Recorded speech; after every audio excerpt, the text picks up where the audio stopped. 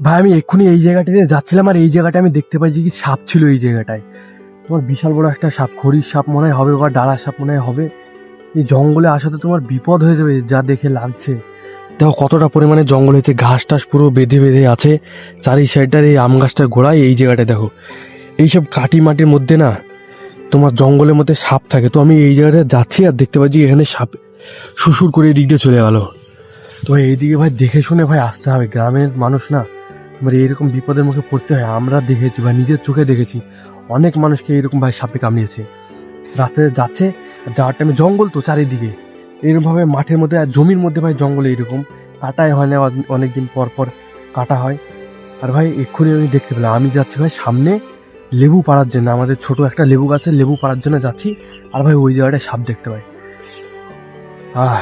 কামড়ায়নি, কি সাপ আমি ভালোভাবে বুঝতে পারিনি না, একদম সরসর করে চলে গেল ওইদিকে। আর তখনই ভাই আমি ভিডিওটা অন করলাম।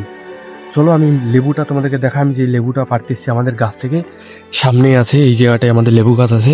এই দেখো এইসব জায়গাগুলোর মধ্যে সাপ থাকে, এগুলো তোমার দেখে দেখে চলতে হবে। এই যে ভাই দেখতে পাচ্ছ এটা আমাদের লেবু গাছ, আমি লেবু কতগুলো ধরেছে আমি তোমাদেরকে দেখাচ্ছি।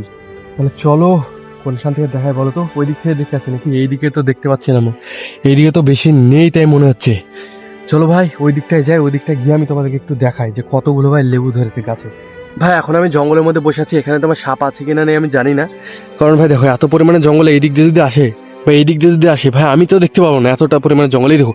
এখানে আমি একটা গর্তও দেখতে পাচ্ছি, এটা সাপের বা ইঁদুরেরও হতে পারে। এই যে এই জায়গাটা তোমার গর্তটা দেখতে পাচ্ছ না, এই গর্তটা এই যেখানে মাটি তুলে তুলে রেখেছে।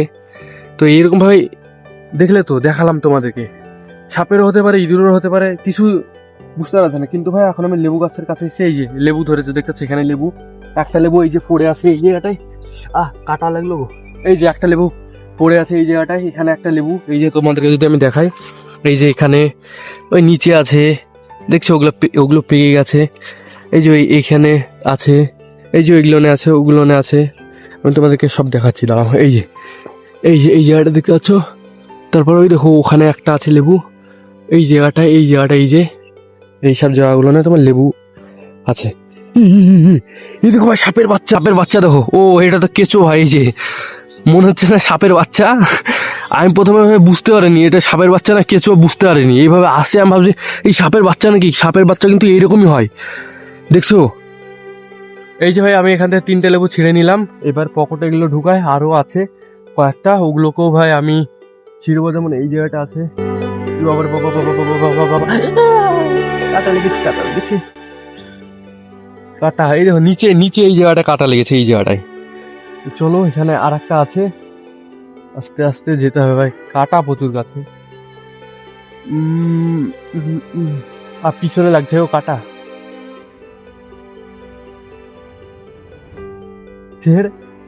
এই দেখো ভাই এটাও ফেড়ে নিলাম, এইটা তোমার পাকা আছে।